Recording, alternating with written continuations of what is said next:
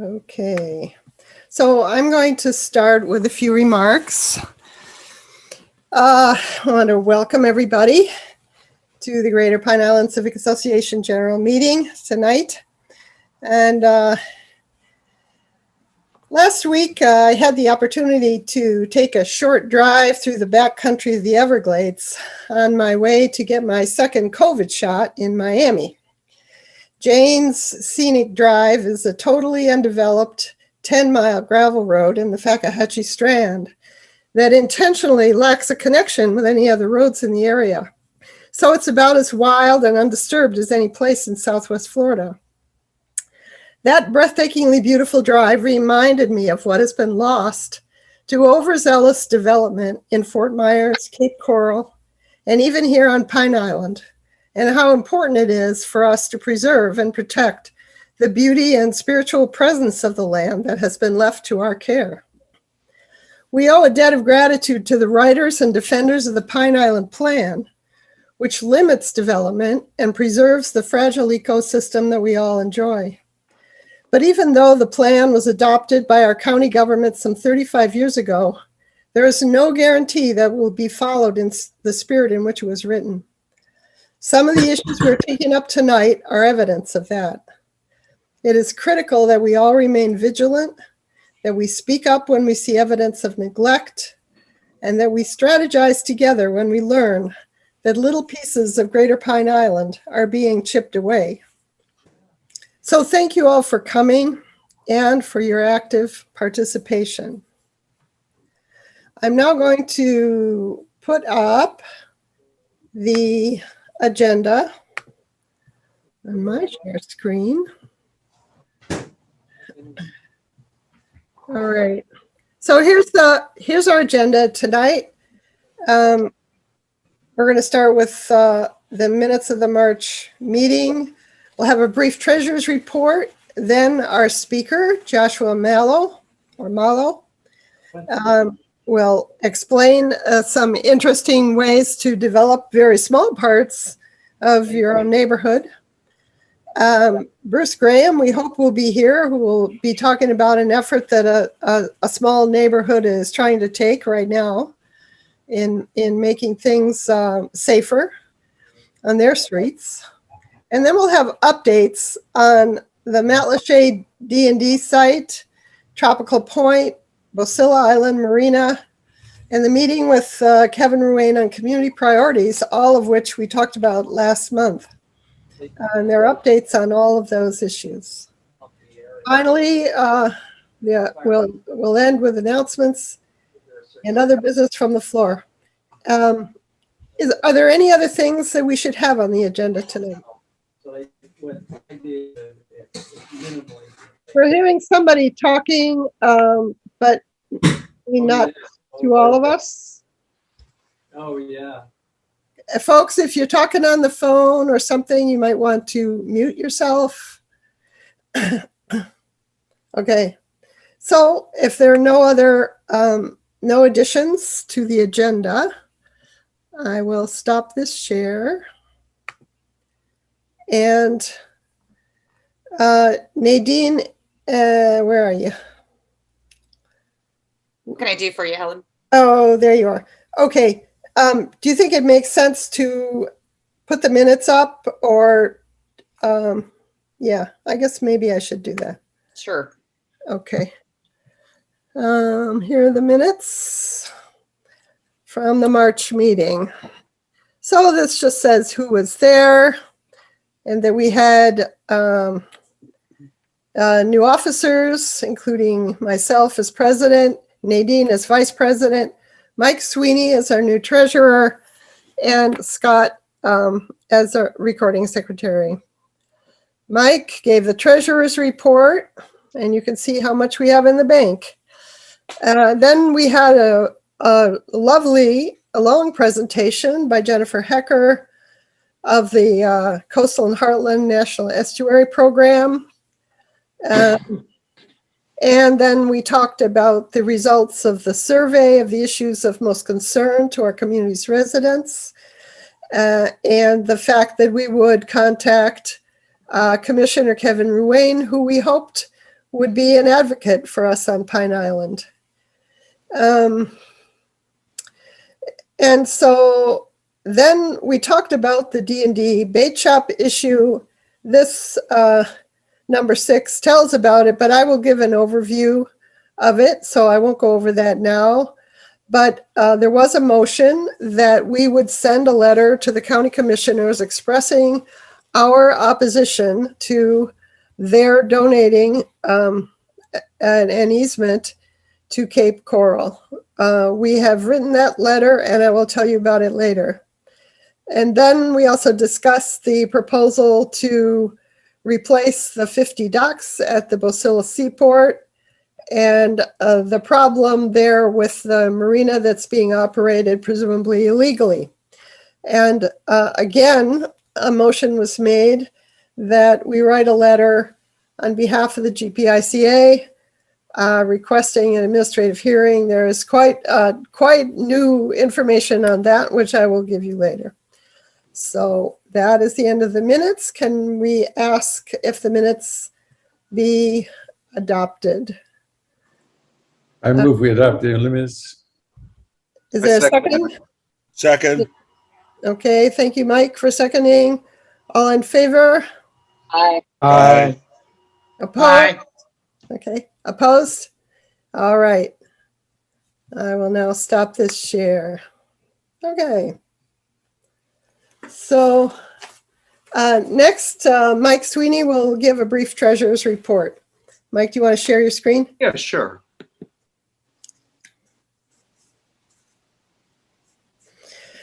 This is the March Treasurer's Report here. And let's see here. Can everybody see that? Yep, we can see it. All right. Oops, sorry. Oops. Let's click too many, I believe. Yeah, I think that's what happened. Let's see here. Okay, let's try it again. Nope. Just hit cancel. I'll hit stop share, and then let me try sharing it again here. Okay, if that comes up again, take Nadine's suggestion of hitting cancel. Okay. Yeah. All right. There we go. All right. There it is right there. Can you see it now? Nope, you got to share again. Oh, okay. Got to share. And You press the share screen, the green button at the bottom. okay. All right, there we go. Okay. Well, so basically in the money market, I think there was 14 more cents for this month than last month. Oh boy. The checking, there was $180 that were given to me by Nadine, and that was memberships dues collected through March, and that was deposited. So the business checking now has $33,410.67, and the CD has $76,000, which has been the same throughout, and that will mature on April 22nd. And at that time, we'll have to make a decision what to do, roll it over. Becky did say that interest rates are very low now. We had made actually quite a bit of money, I believe, on the CD for the first part of last year. I believe it was 2 6-month CDs. But the net result is about $1,400 that was made, I think, all totaled. So that's the report. Okay. Any questions anybody has? Okay. Seeing no hands, if you do stop your screen sharing. Okay. There we go. Okay, thank you. And welcome to Sherry. I see Sherry for the first time and Karen Clark. Hello. Okay. So we're going to go on now to our speaker, Joshua Malo, who is the coordinator of the Municipal Services Taxing Benefits Units. How long are you gonna be? Oh, I'm coming right now. Okay, what everybody needs No, to it's a Zoom meeting. Oh, everybody needs to I'm- mute yourself or I will mute you. Okay. So please do that so we don't have background interference. Thanks. So we asked Josh to come tonight because he's the coordinator of a program that could benefit our community. Property owners in the unincorporated Lee County who want to implement special services or improvement projects in their neighborhoods, like paving a road, installing sidewalks or streetlights, can petition the Board of County Commissioners to create a municipal service taxing benefits unit, which they pay for with their ad valorem taxes. And so Josh is here to tell us about that, how that works. Okay, yeah, hi, I'm Josh. I'm, with the Lee County MSTBU. I'm glad that you kind of explained what that is a little bit because most people hear it, right? So I'm going to go ahead and share my screen here. Can everybody see? Yeah, now we're Okay. going to be, yeah. So there's my information. If you, as we go on, if you need, please just know that you could also find me very easily if you just Google MSTBU. It's pretty unique, so it's essentially the first and only thing that'll come up in just a Google search. So I need to shrink the screen down here. Okay, so as it was just explained, it's basically for the unincorporated Lee County. So there were a lot of projects that were completed throughout the county and throughout Florida. In fact, that when they were done, they weren't done to standard. Things weren't taking into consideration like drainage, easements, utility easements, just a lot of things that were overlooked. And the counties essentially stopped taking these projects on as their own. And the reason is because it cost a huge sum of money to bring them up to standard. But we still needed a way to service, these individuals that basically had no other way of getting these projects done or no feasible way of collecting an assessment from everybody involved or everybody that would be affected. So this is the program that they came up with.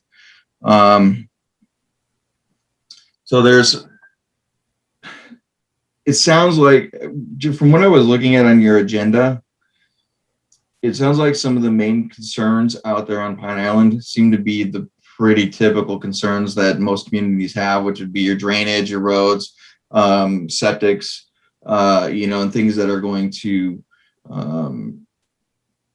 basically affect the community long term. But also, they're typically pretty expensive projects. So what we do is essentially, when the community, being you, or if you were looking to break down into smaller units. So let's say Tropical Point, I saw Tropical Point was on your agenda. So Tropical Point right now, they're trying to form an operation and maintenance unit to take care of the mangroves that are in front of their property and it's actually on county property. But the Park and Rec Division no longer wanted to maintain those mangroves or trim those mangroves because they were fined years ago. So they were taking it upon themselves to try and form this operation and maintenance, little MSBU. And we will, with the hopes that we can get it passed through as long as there's no objections and everything else, just to maintain that little bit of mangroves. So it should be pretty straightforward and, an easy one to do. But what it's going to require from them is, a 50% plus one. Okay. And this is going to go for every single project that you're looking at, no matter, how big or small. 50% plus one as for an informal petition. So you will whatever you plan on doing, you got to take into consideration the size and scope of the work you're going to be doing, because you have to get these signatures. So you'll have to go out, you'll have to round up these signatures, or, send them out, or whatever the case is. And so, if you have a very large project that, that is impacting the entire island, you may be looking at something like a ballot initiative instead of, trying to do an informal petition. Now, if you're looking at a smaller community, such as, this one with the mangroves, it has to come from them. Right? So you can't, in another part of the island, you can't petition to have, those mangroves trimmed for for that community that's being affected by it, because you really have no stake in it. And so it's got to come from the people that have a stake or that are going to be affected by the project. And so it's when they're putting this together, what they'll do is they'll get their application together, they'll get their 50% plus one, petitions, informal petitions, and they'll send that to me along with a check for $500, which goes to the engineer if needed. A lot of projects don't need, engineering, but if it's needed, then they need to include that. And that doesn't cover the entire cost of the engineering. It just, it gets some skin in the game for those that are looking to have the projects completed. So, and then, for an O&M, it's really kind of straightforward as far as we'll take it to the board then once I get that, and I we'll do a formal petition, which those have to be, you really want to explain what's going on. And this is the thing, when you're doing your informal petitions, when you're out there and you're talking to people and letting them know what it is, what kind of project you're wanting to do, you want to make sure that it is very clear to the individuals that you're approaching. Because if we go through the process and we get those signatures back, we start moving, I talk to the county attorneys, I talk to the county lands, I talk to, DOT, whoever is, going to have some kind of stake in this project. I then have to take in all that information, put it into a formal petition along with the cost, an estimate on what it's going to cost to do the project. If you weren't straight, forward with them at the time of the informal petition, and you got, your 50%, you barely squeaked by with your 50% one, and they see something on that formal petition that doesn't look like what you told them it was going to be, we've just all wasted our time, and we've got to go back to basically square one. And so that would be for both operation and maintenance and for a CIP project. Now the CIP projects are your one-time, that's your capital improvement projects. Those would be like your road projects, your sewer projects, I think I remember somebody saying about converting from septics to sewer and getting into county sewer, projects like that. Sometimes for like a sewer project, all this stuff has to be built to current standard. So with that in mind, some of these projects, the county would probably take over maintenance of after they were built. Utilities is usually one that does kind of take over something like that, like a sewer project or something. Roads, typically not, unless it's something that's going to greatly benefit the county, by doing the maintenance. So it's just because you get stuff brought up to standard and we get the project completed, does not mean the county is going to be taking over maintenance of that project after the fact. And so a lot of times what you'll want to do is set up a capital improvement project and follow up with an operation and maintenance, so that the next time that road needs to be paved or some sort of maintenance needs to be done or completed, that you've already built up a reserve of funds to do that project, or to do that maintenance. So as you can see, some of these things, like replacing sidewalks and all that. Now, these projects, the CIP projects, they do not have to be done. It's not only for private areas. It can be done on county maintained areas. And in those instances, I just have to have permission from them. And then I've got to work with them in order to make sure that everything is built to their standards so that they can then accept it back under county maintenance. So, typically it doesn't really happen often because you're kind of looking for the county to do those projects. But some things are, like on Pine Island, you might be looking for bike paths or something along those lines, and that could be years out. And so at that time is when I start to hear, people discussing forming a unit to maybe include something like bike paths or add on sidewalks or, something that is going to benefit, maybe even just their local area.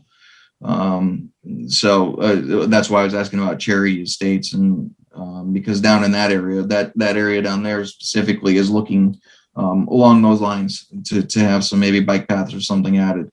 Now, one thing to keep in mind with these projects is it's not a fast process, especially if we are, so a lot in these private areas, I told you there was a failure in some of these private roads and stuff to obtain the correct easements that are needed to do maintenance or to put the roads, or a lot of times the road easement is secured but a utility easement isn't. So you can get, we might be able to repave your road, but if you're looking to add water, we have to then secure an easement for utilities as well, which is really just in the language. But it's, again, just going back to your informal petitions, this is where it's important to be upfront in the beginning and make sure you have as many people on board as possible. Because as you're going, if you're looking to add like a water line, a sewer line, anybody in that line between point A and the end of that project, the start in the beginning and the end of that project can refuse. They just, we don't want it to run through there. We're not going to give up the easement. Then it's got to go to, now we got to secure it. And if we're already along in the process and it's and everybody agrees that we want to move forward, now we're looking at condemning property in order to do that. So it's, it can be done. It's time consuming. It's usually a couple of years, but more than that, it's expensive to do. And the worst part is that it's usually toxic within a neighborhood or community. And so I don't like to, that would be an absolute last resort, as far as the county's concerned. But it is a possibility. So, go ahead. Okay. So there, I think, let's see, you see that there's also for CIP projects, we're looking at payments. So I have to get loans for these projects. And typically with something like, a sidewalk or a road, we're usually into the hundreds of thousands of dollars for these projects. And,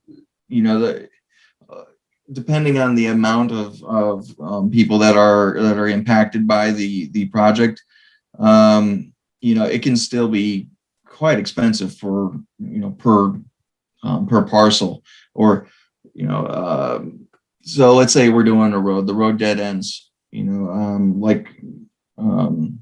what is that Treasure Point or the one out there, Tropical Point? So they have a little road that's got 4 or 5 houses on it. So if we wanted to redo that, that road that's got those 4, they're splitting that essentially between just those 5 homes, because those are the only 5 homes benefiting from that project. Okay, so they would have to split the entire cost to repave that road and bring it up to standard between those 5 properties. And even though it seems like it's just a short run road, it can be worse. It can be very expensive still, depending on what has to be done. So, I would most likely have to take a loan out on that, in which case most of the time we're looking at a 10-year payment. So 10 installments. Sometimes if we know the project is going to have the life, like on road projects, I know I can probably get 20 years out of a road project. And so we can do, 15 installments. But it really depends on the banks and what they're willing to do and how much they're willing to work with us. But those are, at least it's an option. And that's just to bring the payments down. Now, all of those payments are due before the properties are sold. So if you do, if any of these parcels that, that are participating do go up for sale, they are required to let them know that they have, that they do have this on their tax bill. And at the time of sale, we want that settled. So for your operation and maintenance, this is more along the lines of if you're not looking to actually have the entire road, maybe you are looking to have the road done, but maybe not for a few years, 5 or 6 years down the road. And, you want to start kind of putting money away to do the project. We can start, working on that through an operation and maintenance. So a lot of times this is generally for me, usually it's the landscaping. Lighting is a big one. That's one that Lehigh Acres is my biggest lighting O&M, channel markers, dredging, anything along those lines. That would kind of fall under this. And this process is, again, pretty much the same, that you're going to have to get your petitions. We take it to the board. We get your petitions and get the properties that are impacted. So your strap numbers and a map of the area, same thing, check if needed, take it to the board. The board votes on whether or not to, to essentially create the resolution that creates the unit. And this all gets, petitioned out as well along the way. So it's the same thing. You'd need to be very, upfront with everybody on what it is that you're looking to do. Another reason for this instance, when we do a capital improvement project, I take that through my engineers. And so I have an engineer record that reviews it. They are the ones that give us the cost estimate, and and from there I kind of develop what the project's going to cost you, throw in the interest, everything else as much as possible, and then we get that out there. If it goes beyond 15% of what that estimate is, we have to repetition. For this, I just have to budget it out. So for the next, I just get a few quotes on what they think it's going to, so like landscaping, what I think it's going to cost for, for a year's worth of the landscaping. And then we can do, a lot of times with the O&Ms, the units that are included, essentially they just say like, we'd just like to have a $200 assessment, for the every tax year or every tax bill. And that's fine. It really depends on how it develops and how you want to be assessed or how you're looking to have it all assessed, but that's all worked out in the process. So the capital improvement projects end after the project's completed, warranties been fulfilled. That's it. As far as my involvement, we're done until if you need to form another one to redo it, or, if you decide not to do an O&M. So, once that's done, then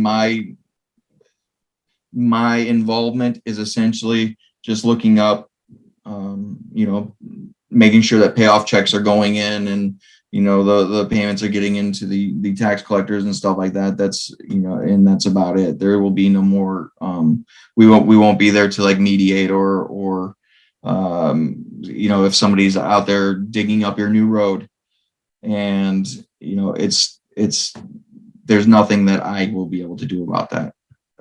So once the capital improvement, once the actual construction part of it is done, it's very limited, our involvement. With the O&M, it's the the life of the unit, essentially. So until you vote to dissolve it, you're going to be you're going to need a committee. You'll need there will be yearly involvement. There'll be yearly budgeting. There will be, much like I think what you have going on, in your current situation.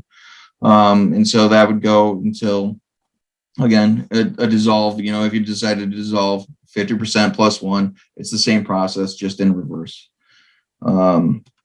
So this is all ad valorem, and that's where I'm saying it's kind of like a government a la carte. You're deciding to tax yourselves, essentially, and so it's not part of our non-ad valorem tax. It does come through special assessments and and different charges. But for capital, now for your capital projects, they can be based on we can do it as you can be assessed depending on the type of project, by value properties, by linear feet on. So for a road project, you might decide that you want to assess it for per linear foot.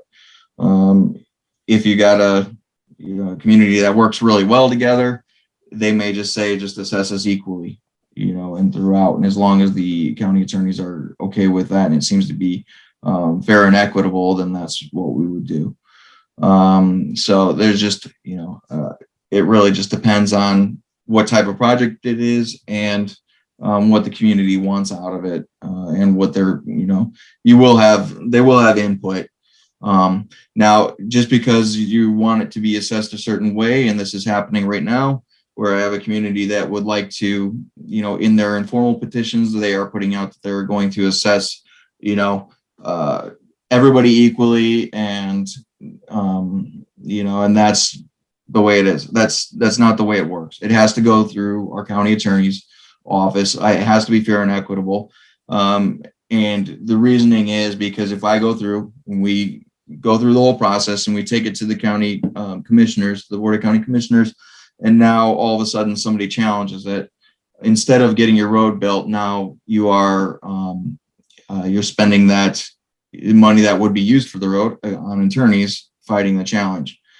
So it needs to be, again, everything needs to be transparent, and sealed up and confirmed through the county attorneys and everybody. I like to make sure that everything is, there's no surprises, at the end. So we need to make sure that it's fair and equitable, and the county attorneys, I will come up with it. I will work with you. Everything gets followed up with the proper authorities. So, all your payments will be through your annual tax bill. So this is just going over what I was saying about the application. So depending on your project, now if you guys are looking to,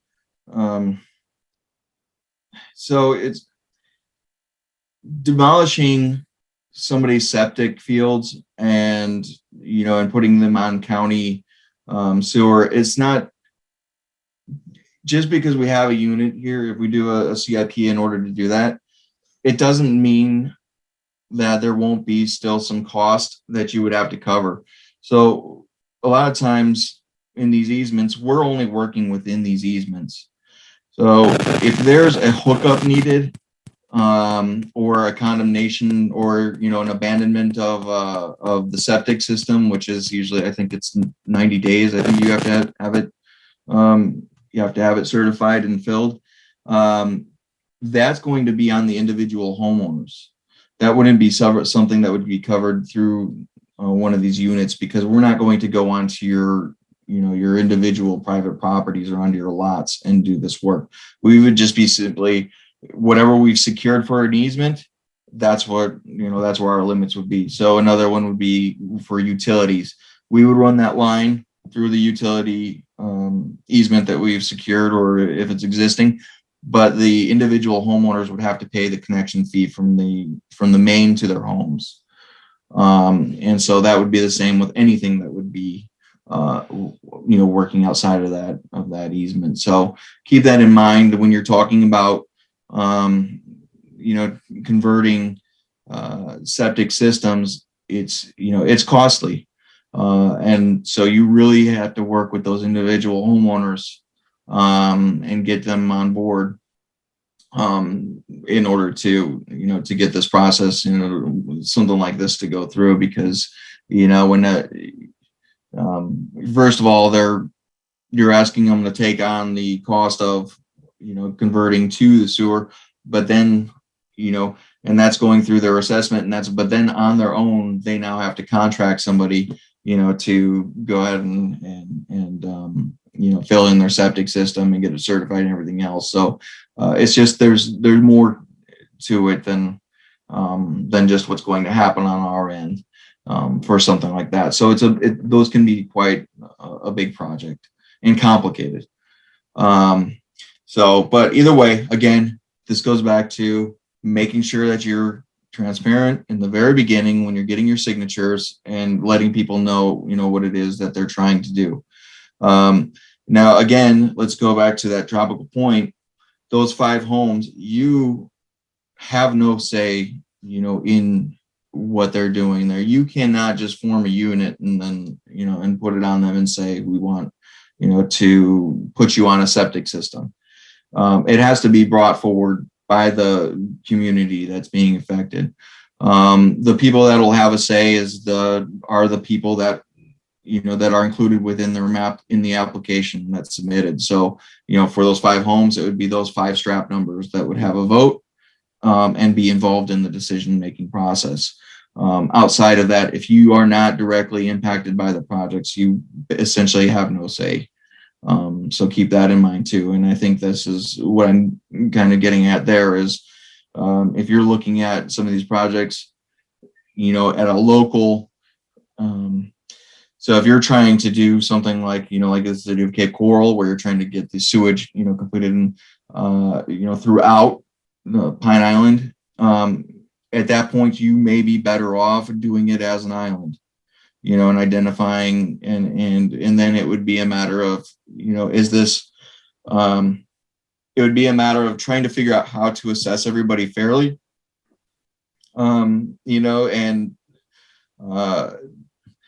because if you're including the entire island, there's going to be people on the, north side of the island that don't think they should have anything to do with the south, portion of the island. And so you would need to have input from, all the areas, and you'd need to have a good representation on that from them.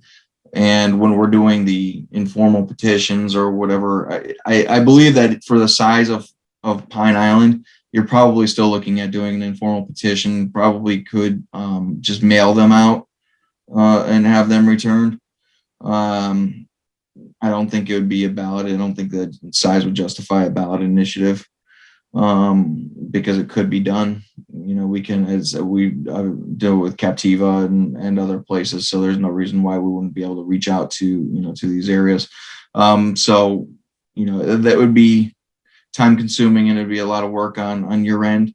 And then once I get once we get past that point, then essentially I'll take over the process, and that's where you go to the engineering, get the pricing. And then I would send out the formal petitions, which need to be notarized. And I would need that same return, 50% plus 1.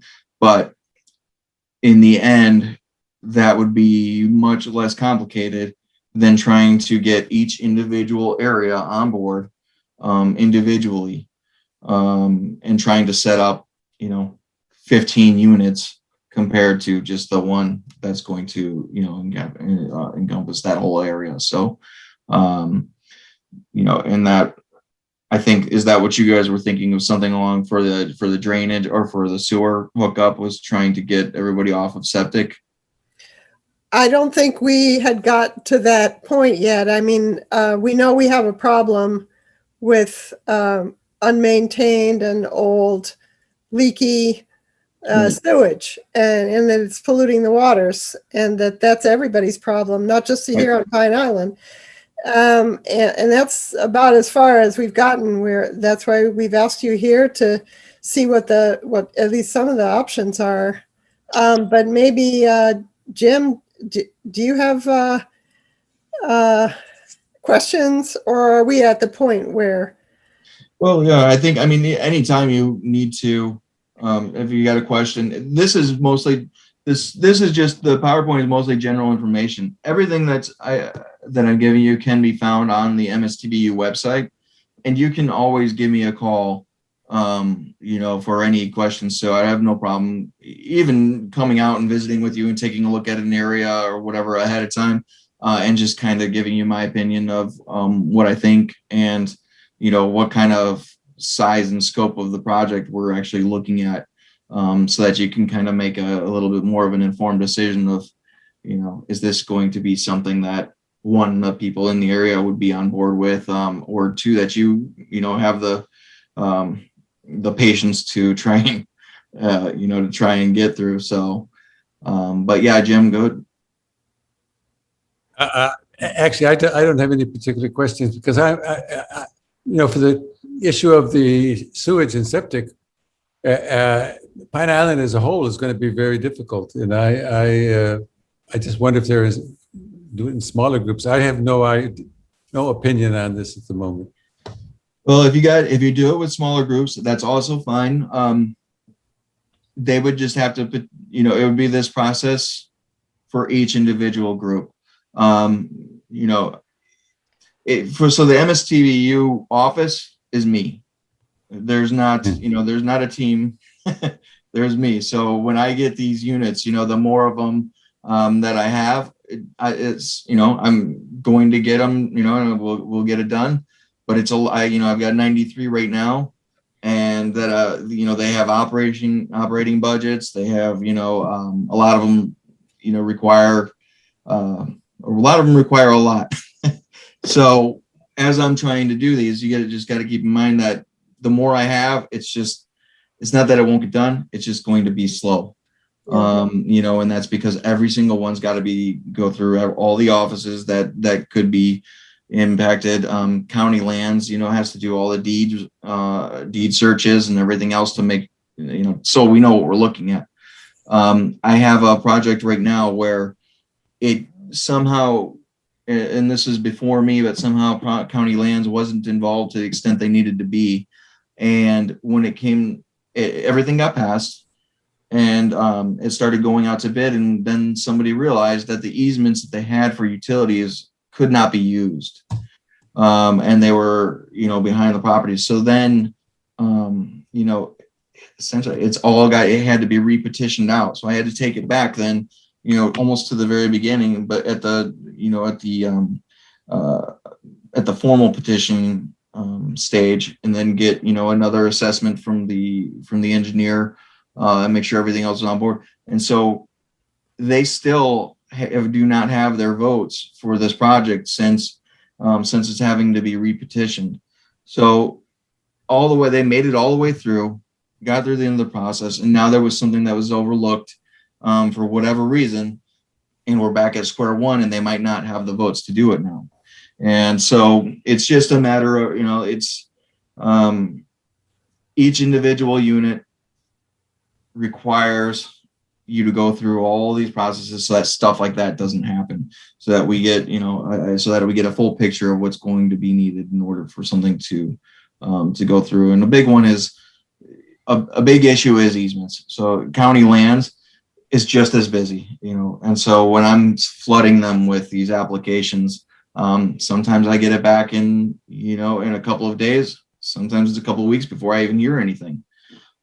So it just depends on how many projects we got going on. And right now I've got 5 that just came in, you know, and just because I have them in, you know, doesn't mean that that's their applications, you know. So we may get to the part where you see the bill, and people at that point, they're nope, you know, no way. and that does happen, because I'm not, you know, it's expensive to build a standard, but it lasts. And if you want the if you want any chance of county taking over maintenance, especially something like sewer, it has to be built to standard.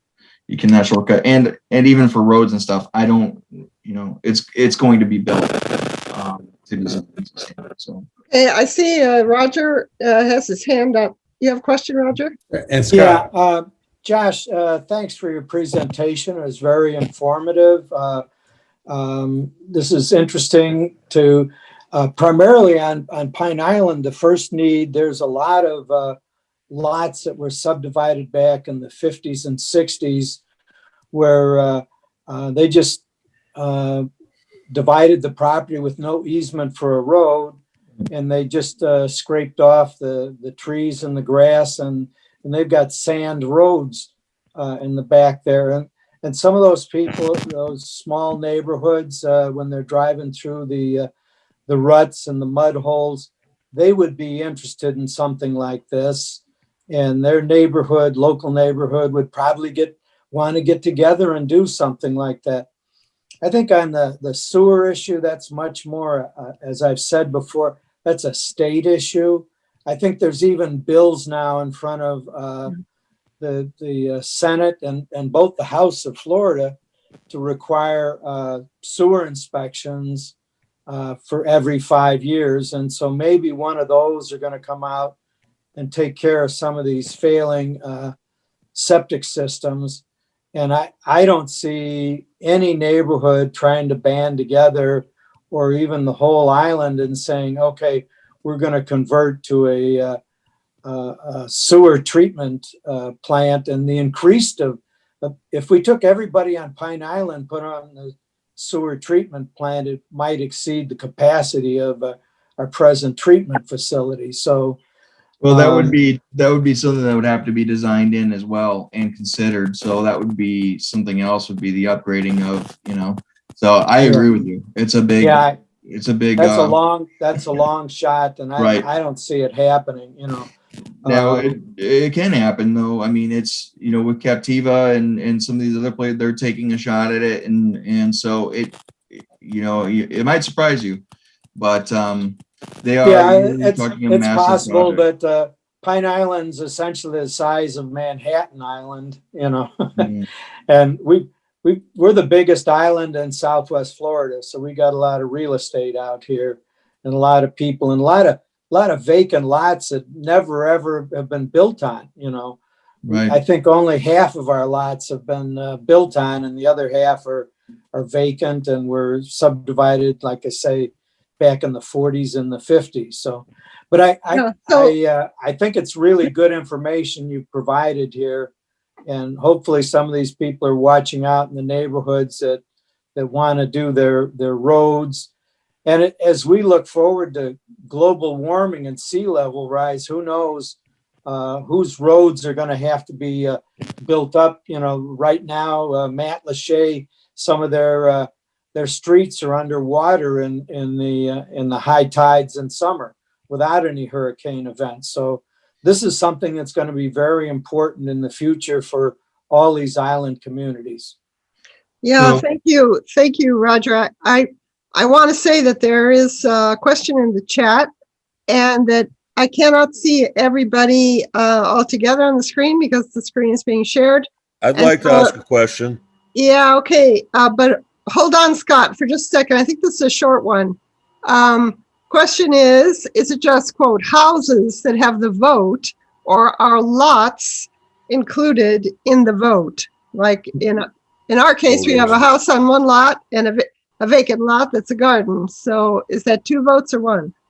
It depends on the project and how it's decided to assess. So if it's a smaller community and everybody generally agrees, look, it's going to be maybe by owner, and you want to, but a lot of times, usually with projects like water, if we're bringing a water line in, it's assessed by, the foot seems to be the most, linear foot seems to be the most fair way to do that. And so it could be that if you got 2 lots, you might have 2 assessments, and so that is something to keep in mind. A lot of times that everybody is not assessed equally, and somebody with a lot of land, or they might be paying the lion's share of of a project's cost. Okay. All right. So Scott, go ahead. with It's your a question. short question. I know we're running late. No, that's okay. On the Tropical Point mangroves that you brought up at the beginning, that's kind of a issue that's near and dear to our hearts since we've been water testing out there. And there's a lot of water pollution out there. And those people should probably be made to update their septic systems. But that's not my question. The question is, what do they want? When you say mangrove maintenance, you mean chopping them down, don't you? Trimming them, and they gotta, so there's still, in order for them to do it, like I said, everything has to be done through my office, has to be done through standards. So, to standards. So I'm working, with the DEP, they'll get their license. They have to hire a contractor to come out and do it. And then they'll have to bring it down. I think the requirement is 6 inches per year or something until you reach I think it's 6 feet from base. Yes. And so that's where they're looking to just bring it back down. So they're gonna chop down the mangrove trees to improve their view. I assume that's what the problem is with them. Essentially, and these mangrove trees absorb a lot of carbon from the atmosphere, which is very important now. Do they have to do an environmental impact study? Do we get to say anything about this? This is our property. We own that. There won't be a study, and it's parks. It's the Park and Rec. It's Parks and Rec parcel, I guess, right in there. And so it's still in the process. It's going through the attorneys now to see. How about a public hearing? Can we get a public hearing on this? There is a public hearing. There will be. Can you assure us of that? Well, no, I can't guarantee. I'll have to look into that. But before it even gets to that point, can you get back to Helen on that? What's that? Can you get back to Helen on whether there'll be a public hearing on chopping down these mangroves? Yeah, I mean, these are our mangroves. Now, every time there's a formation of one of these units, there is a public hearing involved. Yeah, well, so there will be a public hearing, but okay. Yeah, but they will. Yeah, but they're what they're doing is essentially what the county would have been doing, but stopped doing because of fines. And so they're just trying to pick out the maintenance where the county left off. And so it's, again, they're not just chopping them down. They're not cutting them in half. They're got to bring it down using the DEP standards. Right. It's 6 inches at a time per train per year. So we know over the next set number of years that it's going to take, to bring them down to their markers, and there will be markers placed and everything. And contractor, like I said, it'll be, it's got to be a licensed contractor who's got the ability to do this, and they're going to have to pull a permit not only with, with any entity that's involved. So there's at least you're going to have a DEP permit pulled on that as well. So there will be oversight, not just from us, but from them as well. This is to improve their view, right? It could be just to improve their view. I mean, I did go another reason you can think of. Well, when I went out to the area, they didn't seem to be very well maintained as far as being in there. It seemed like there was a lot of other trees and stuff kind of growing in them. So I don't know to the extent of it, and I'll know more once I get into the formal petition portion of it. But right now, it's just set up. Their informal was just to set up for a trimming. So to put them on a trimming schedule. So as far as okay, so that's. If I may interrupt, please. Sure, go ahead, Roger. I've lived in that neighborhood for over 20 years, and those mangroves, they were always maintained at a hedgerow height. Right. Whatever.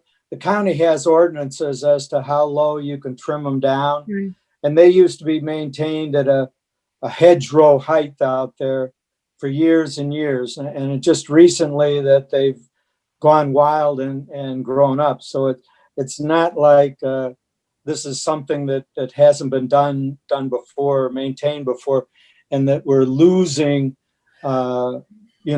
sequestering carbon dioxide in a couple more feet of the mangroves hedge there. So I wouldn't be too concerned about that.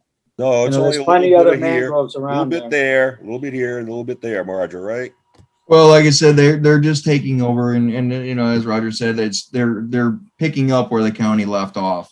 So the county essentially just abandoned maintenance of them because they weren't going to take the chance anymore. So it was not the county, I shouldn't say, it was the Parks and Rec. They just decided that, you know, they're no longer going to take that responsibility, and so this, you know, they're just picking it up, the maintenance of it. So it's not, yeah, as Roger said, it's not something new or that hasn't been done. They're just looking to essentially restart it. Okay, are there any more questions for Josh? As I said, I can't see everybody, so just jump in if you have. All right, now I can. Okay, so Josh, it would be very nice if you would keep us updated on that particular project. You know, I'd love to hear from you on that. Sure, I will. If a public hearing is scheduled, we'd like to know when it is. And I can give you, all I can do is, you know, yeah, I mean, I'll you know, if you just email me and I can kind of keep you in the loop. But you know, until, like I said, you really don't have any influence until the public hearing, because this is something that their area is, you know, requiring, so or asking for. So you know, so and that would be the same throughout, and that's maybe something to think about too when you're talking about individual little projects and stuff. You know, this is the process for every single one. So you got a hearing, and there's going to be conflict, you know, most likely with almost any project you're doing. So try to limit it, you know, up front. You know, another thing I would like to do is just, you know, as a warning for any of these projects that you're thinking about doing, do not, you know, try not to use this office or, you know, this, the formation of these units or this process to settle disputes, because that's only going to inflame them. So if you're, you know, again, transparency, make sure we're all on the same page ahead of time. Because if they're trying to settle disputes between an HOA and somebody, you know, in different organizations, it's only going to make it worse and prolong the process. So please do not think of this as an alternative to that. Try to have any dispute settled ahead of time. okay, all right, we get it. All So, right. thanks very much, Josh. This is a very illuminating presentation, and we will be in touch, I'm sure. Okay, and if you need anything, please visit the website. Right. You know, there's a lot of good information on the frequently asked questions page, and then feel free to give me a call if you need. Okay, Josh, before you go, I wonder if, I don't see the name Bruce Graham here, but I wonder if anybody is here in Bruce's stead. I don't see anybody. Okay, so this is somebody who was starting a different kind of project in their community. I hadn't heard about this option and thought he might be able to come tonight, but apparently not. Okay, thank you, Josh. And we'll go on to move on to our other business. Feel free to. Yeah, everybody have a great night. Okay. Thank you. Great job. Thank you. Thanks. All right. Okay. All right. So we're going to move on to just give you some updates on several issues and projects that we were involved in last month. So the first is the Marina complex. That's, excuse me, Marina complex that's being planned by Cape Coral on the D&D bait shop site in Matlacha.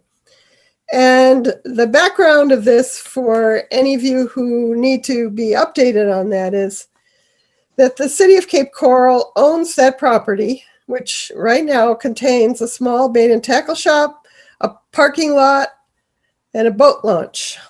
And due to a successful lawsuit, Cape Coral has not been able to incorporate this piece of land into their municipality.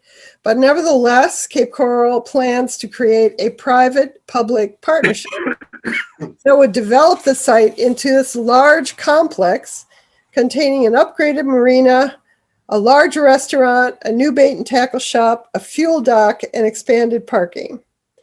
And they're asking Lee County to vacate their easement rights on a strip of the parking lot adjacent to the roadway so they can accomplish this project.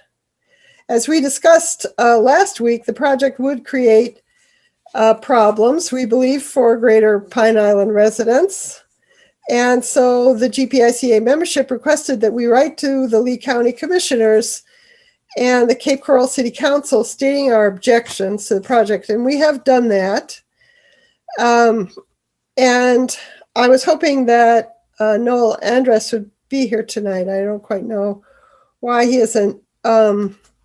Because he then was able to meet with Kevin Ruane about that project, and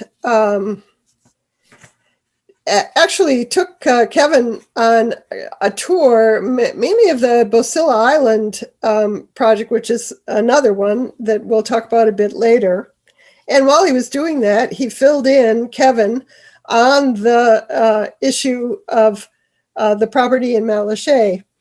And one interesting thing was that, Kevin had been quoted in a newspaper as saying that he was in favor of just going right ahead and granting those easement rights to Cape Coral. But he said he had been misquoted and that he does not have an opinion one way or the other on this issue.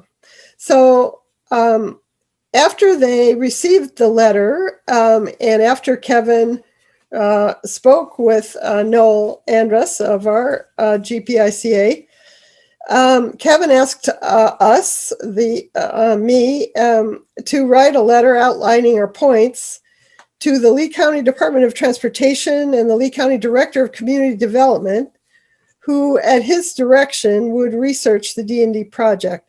So that letter has also been written and sent. And we added points to it. So now we have 8 or 9 reasons why we, the GPICA, object to the granting of this easement. Mike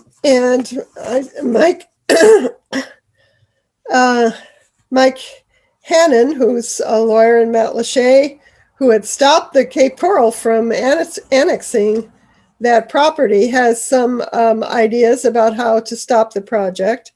And he believes that a public-private partnership is not legal according to Florida law. So he has an argument which also may get some traction with that group, with Cape Coral. So I just want to know if there are any questions or things that people would like to say about that. When you say public-private, what would be the public? The public meaning Cape Coral, and the private being the restaurant, the gas. That's his issue. That's one of his points, I believe, is that there's really no private entity involved. So it would be City of Cape Coral and Lee County, which are both obviously public. Okay. So they would lease out, these buildings, to owners, but. So that's that. Any other questions or comments on that? I read your letter. It was great. Okay, good. We're hoping that we'll get some good response to that. So since we were talking about Tropical Point, Debs says she would like to speak. Debs? Hi, thank you. When I went to the meeting, the Cape Coral meeting, they mentioned that they're going to be putting a bid out to have a restaurant, have a private industry pay for the restaurant for the part of the build, sort of like for $4 million or something like that. They were estimating for the building. Wow. I think that was the private portion of it. But I don't, and also, unfortunately, when it comes to Kevin, I find after my chicken estimate with him, when it came to Pine Island and chickens being allowed in private residences, anytime he says he has no opinion, Uh-huh. it leans towards no. He'll give it up. So if he has an opinion in the sense of stopping it, then he will. That's his true opinion. But if he does not, then he'll lean towards giving it up. That's all. Well, that's a little discouraging. We're hoping, though, that the head of the Lee County Department of Transportation and the Director of Community Development will actually look into this issue, as Kevin Ruane has said. And we will be bugging them, I think, about a response to our letters, and hoping that that we'll get some more idea about what's going to go ahead.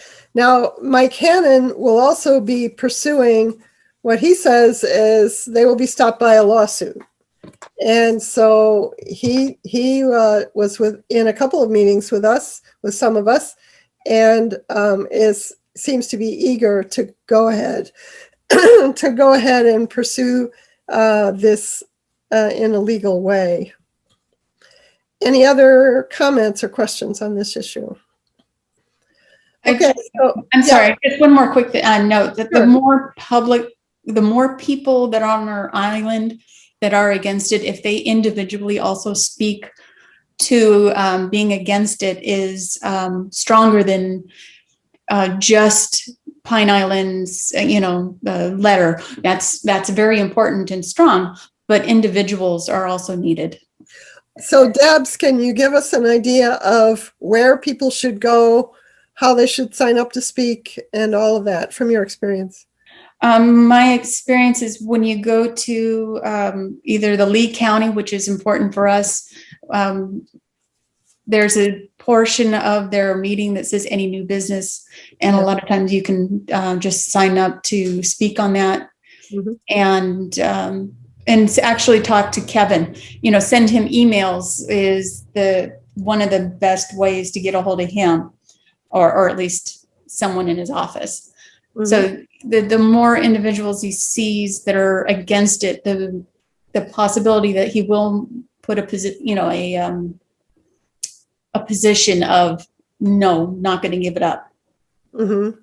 So, well, that's really good to know. And I think, anybody who's listening, who's here or who's listening in later, please do send Kevin Ruane email. He's now the head of the Lee County Board of Commissioners.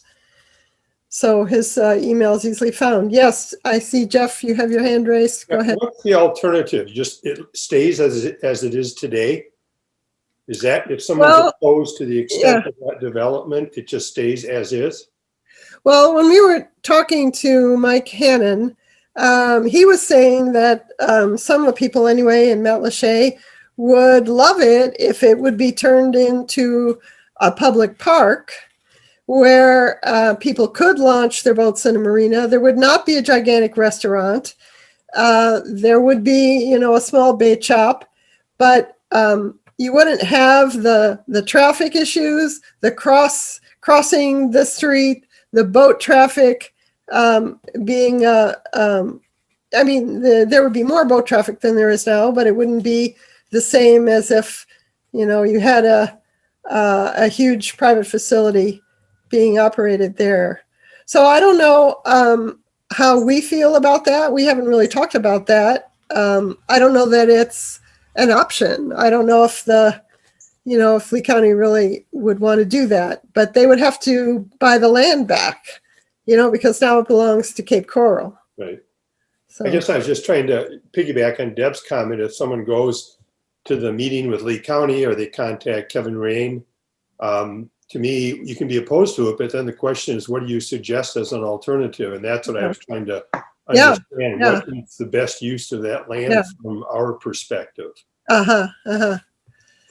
Well, that's a good question. And I think if you speak as an individual, you can say what you think, as an individual, the best use of that property would be. I mean, right now, I think one of the comments was that well, the whole place looks kind of junky. It looks kind of podunk. And that, that if this property were developed with a big fancy restaurant and a beautiful upgraded marina, it could be a destination for the city of Cape Coral. That Cape Coral could use it as the jewel in its crown, even though it's not incorporated into Cape Coral. And so we, who have been discussing this in the GPICA, felt like, whoa, that's way too much, and that it would cause a lot of traffic problems and other kinds of problems. So probably anything that you dream up that you think would be better, including just leaving it the way it is. It's now a small boat launch and a small bait shop, which kind of fits in with the rest of the look of Matlacha. That would be my answer to it. Maybe others have other answers. Okay, so shall we go on? So the Tropical Point issue, we were asked to write a letter, and we did that. And it turns out that neither the Health Department nor the Department of Environmental Protection is taking responsibility for testing, signage, or any studies showing where the fecal contamination is coming from, or any cleanup of the beach area, which of course we know is used by paddlers and children for recreation. And so,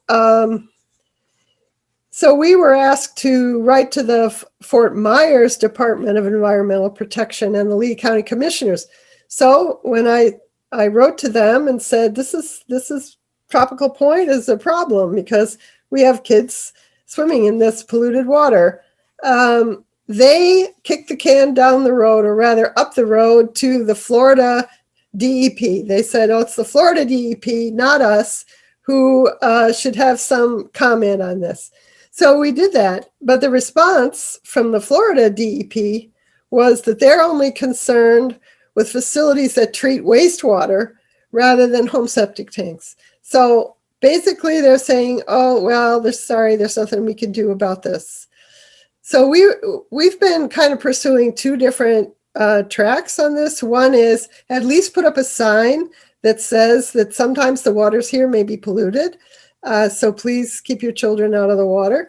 And the other track would be, well, let's try to figure out where this septic leakage, as we think it is coming from, and then get something done about it. But as we heard in the presentation tonight, that is no easy task, I think. John Cassani, who I also CC'd on this letter, said, here's a quote from him. He says, we're going to need help from the legislature that clarifies the rule of the Department of Health on this matter. Unfortunately, the legislature is unlikely to do that. In fact, they restricted the Florida Department of Health rulemaking authority in 2012. So we kind of feel like we're at a bit of a dead end on Tropical Point, and sort of wanted to ask you who are assembled here, what do you think the next step might be? What should we do now? We have tested, we have informed the appropriate departments. What happens? Okay, sorry. Scott, I see you waving your hand. Go ahead. Well, we've done 6 out of 8 tests that the GPICA budgeted for with mixed results. Some of them are really scary. Yeah. And it's pretty clear that the fecal contamination is up and down. Mm-hmm. And you can't really be sure what that day is going to yield, unless you're actually there. And it takes a couple days to get the results back, and then it's quite possible that by then it's all changed. Right. The main thing that I think the GPICA should do, well, 2 things. We've budgeted for 2 more tests, and for me, it's 70 miles round trip, and I did 5 of those tests, and I kind of ran out of steam, and I'll try it again. Now that the traffic in Matlacha is cleared up, I'll Yeah, I'll promise I'll do one more test. But the other thing we need to do is we're probably not going to get testing from the government. That's very unlikely at this point. So I think we should ask for a sign to be put up that says the water is unsafe for swimming. You might have to move the words around a little bit, but that would be my recommendation. Just a warning sign that swim at your own risk because there's been fecal contamination in the water. We'll never get them to say that, but just that it's unsafe. Okay. Did somebody else have, Mike Sweeney? Go ahead. I just wanted to, I thought that I had heard that school groups went there, and I think it Yes. might be a good idea to contact local schools and make them aware of this now, because, you know, I mean, if you have kids from Pine Island Elementary or some of the middle schools, I imagine those would be or even the high schools, you know, from environmental science, you don't want them being exposed to this until this is taken care of. They are aware. Okay. When the school district sends kids out there, they ask the county to do a special test before they go. So they're covering their derriere. You got it. Yeah. Well, So, maybe what we have to do yeah. is encourage them to be going out there much more often, so we Right? more testing. Okay, I do have a question of Scott. I mean, it's true we budgeted for 2 more tests, but I wonder what is the point of doing those last 1 or 2 tests, in your opinion? Well, depends on how they come back, really. I mean, Because who's going to be influenced by it is the question, since we seem to have hit a dead end in the departments that ought to be in charge of it. well, we got to be resilient. Uh-huh. We got to keep trying. I mean, if Uh-huh. we stop trying, that's it. Nothing's going to happen. I've got pictures of those school kids up to their waist in water. Well, that I would be wasn't good. allowed to publish them because I didn't have Oh. permission to take that picture. Hmm. But the Yeah. I mean, I sent those pictures out to the certain parties, and they started testing. Yeah. There's no school bus going out there with a boatload of kids, which is what I saw, to go look at the baby shrimp and all the other cool things. It was a great field trip, Yeah. but they're not going out there until Lee County tests before they get there. Okay. And then Lee County tested and came up with 268 parts when 70 is the threshold. Yeah. And they stopped going out there as far as I know. And Lee County's response was, well, we think we screwed up the test. Well, too bad. We've got it on record. So we just keep trying. I mean, that's all you can do. You're not going to win these things in a week or a month or a year. Okay.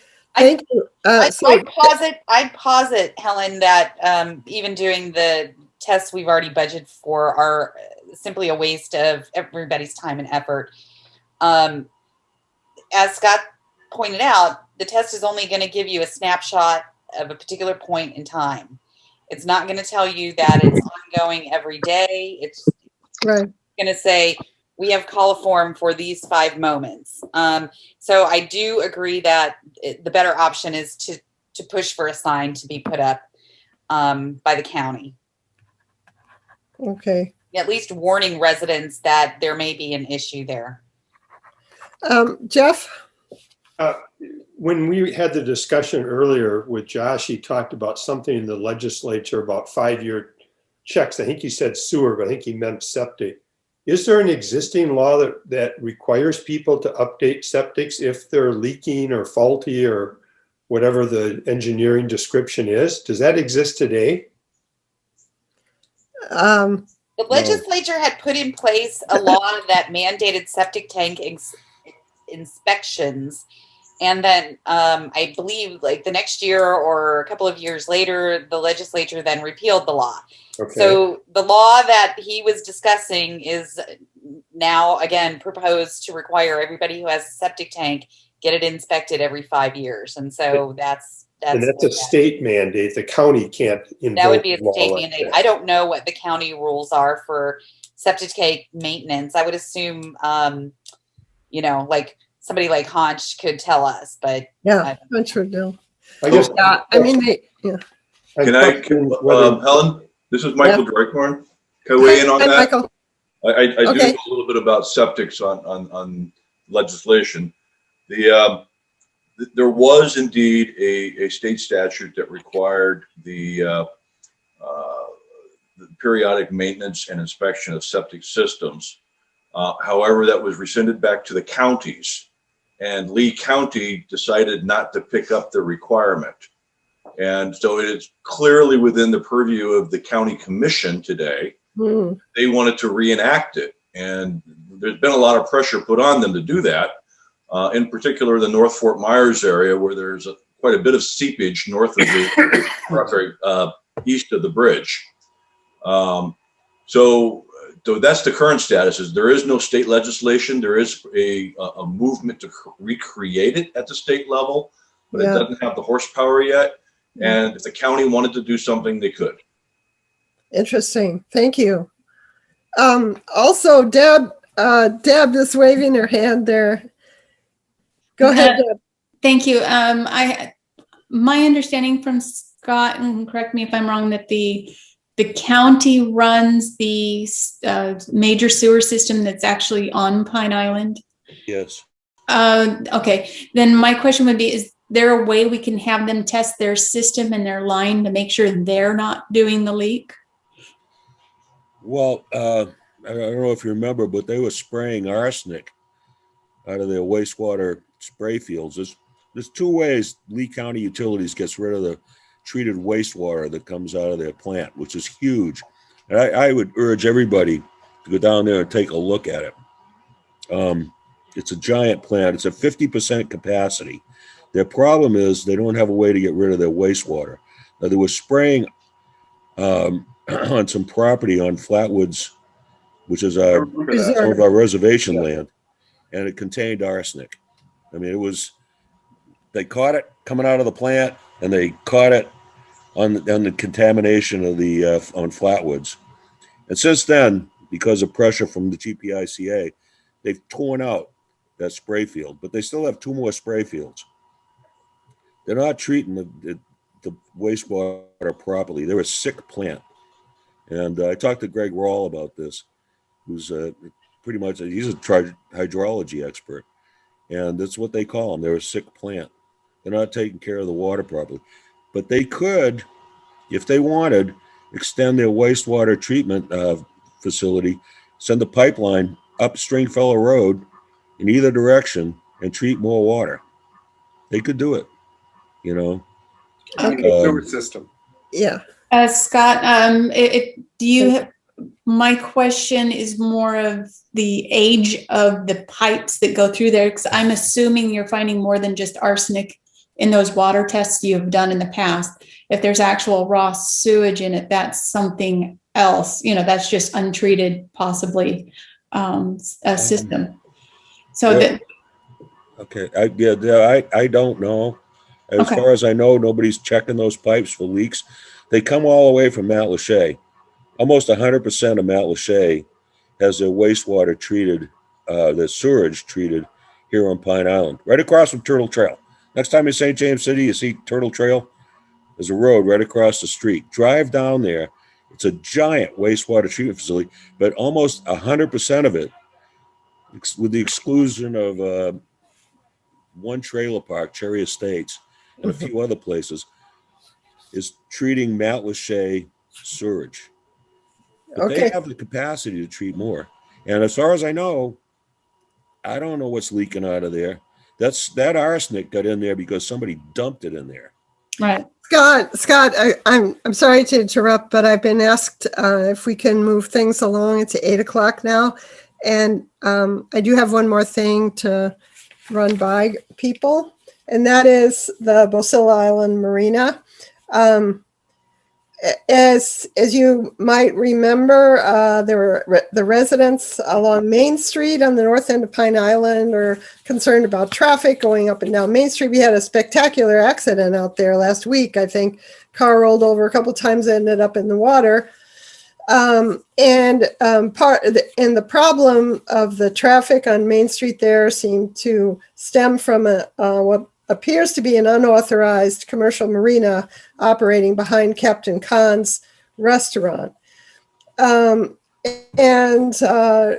when Dole and Russ took Kevin Ruane around the site and explained its history and the problems with the existing marina, including what he thought were multiple code violations, the result was apparently that code enforcement is looking at the property right now and most likely will cite the owner for operating an illegal marina. And at the same time, there's a group of people who are residents at the Seagull Bay community. They're the ones who were most concerned about the traffic on Main Street. Reached out to the buyer. There was all that property was for sale, and now somebody is buying it. And he apparently is planning to go ahead with the original development plan, which is to build a limited number of condos, a hotel, and an expanded restaurant. Captain Khan's, I guess, would be upgraded or expanded. And the Seagull Bay people seem to be we're happy with that. They feel like compared to the way it is now, when up to 100 boats a day can be launched, can be coming in and out of the water, just from the general community, they would have that marina would be for use of only the people in those condos. So it seems like from their point of view anyway, that problem may be solved. Questions or comments on that? Jeff, if you're talking, you need to unmute yourself. Oh, maybe. Talking to my wife, she just came home. Sorry. Oh, okay. Okay. Yeah. Right. I know it's late. Okay. Okay. That then I think if there's nothing else to discuss or talk about, thank you everybody for coming. And if we could have a motion to adjourn, somebody could make one. I move to adjourn. Thank you. Is there a I second? second it. Thank you, Mike. And all in favor? Favor? Aye. Okay. Anyone opposed? Okay, the meeting is now adjourned. Thank you very much. Thank you, Thank you, Helen. Helen. We're leading it, Helen. Okay. Have a good evening, everybody. All right. So, thank you. Thanks, guys. See y'all. See you next week. Yeah, at the board meeting.